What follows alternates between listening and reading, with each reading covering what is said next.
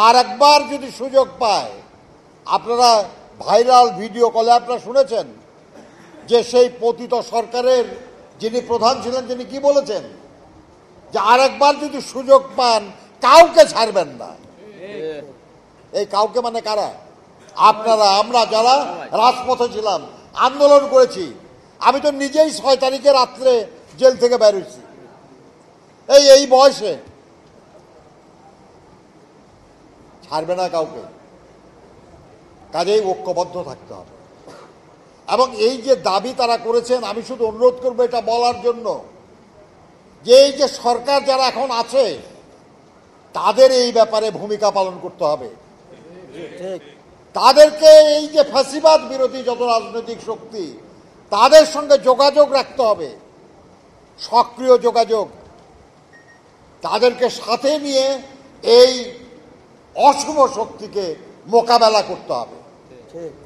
কখনো যাতে তারা আর এই অপরাধ করার জন্য, এই বাংলাদেশের মানুষকে লুট করার জন্য, বাংলাদেশের মানুষের অধিকার হরণ করার জন্য, বাংলাদেশের মানুষকে খুন করার জন্য, গুম করার জন্য, মিথ্যা মামলা দিয়ে হয়রানি করার জন্য আর একবার সুযোগ না পায়। বন্ধুরা আমার, আরেকটা প্রস্তাব করেছেন যে অবিলম্বে প্রয়োজনীয় সংস্কার সাধন করে সকল স্তরে অবাধ, সুষ্ঠু, নিরপেক্ষ নির্বাচনের ব্যবস্থা করা। এটাও গুরুত্বপূর্ণ বিষয়। মনে রাখতে হবে, এখন যে সরকার দায়িত্বে আছে তারা জোর করে ক্ষমতা দখল করে নাই। আমরা এদেশের মানুষ, আমরাই তাদেরকে এই দায়িত্ব দিয়েছি এবং আমরা বলেছি যে আমরা এই সরকারকে সহযোগিতা করব, সাফল্যে সহযোগিতা করব, দায়িত্ব পালনে সহযোগিতা করব। কিন্তু তাদেরও মনে রাখতে হবে যে তারা হলেন অন্তর্বর্তীকালীন সরকার। একটা সরকার থেকে আরেকটা সরকারের মাঝখানে যে অংশ, তারা সেই সময়ের দায়িত্বপ্রাপ্ত এবং তাদের মূল দায়িত্ব হলো, আগের সরকার নির্বাচনের নামে প্রহসন করেছে, জোর করে ক্ষমতা দখল করেছে।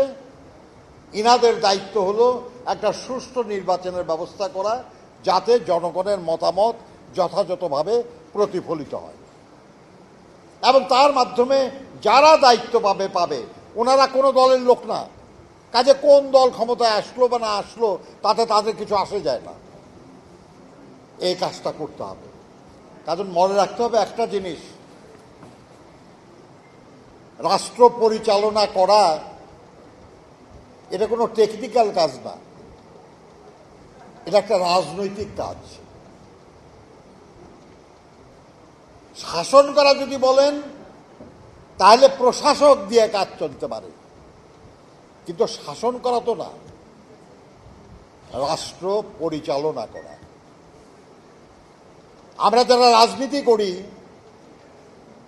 আমরা যদি শাসক হয়ে যাই তখনই আমরা জনপ্রিয়তা হারাই, তখনই আমরা জনগণের দ্বারা প্রত্যাখ্যাত হই।